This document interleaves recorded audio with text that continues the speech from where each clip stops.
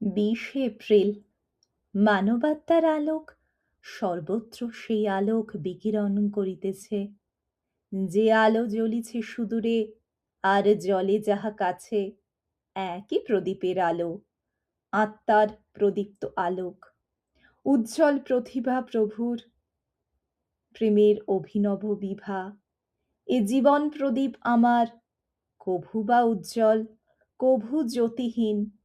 তবু জানি আমি, মম এই দীপ শিখা জ্বলিবে চিরকাল, রহিবে চিরদিন জাগি হয়ে মৃত্যুহীন মৃত্যুর মাঝারে।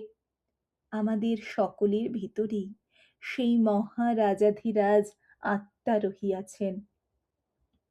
তাহার প্রসারের সঙ্গে আমরাও প্রসারিত হইতে পারি, অথবা নিজেদের সংকীর্ণ গণ্ডির মধ্যে বাঁচিয়া থাকিয়া আমরা একেবারে ক্ষীণ হতেও পারি।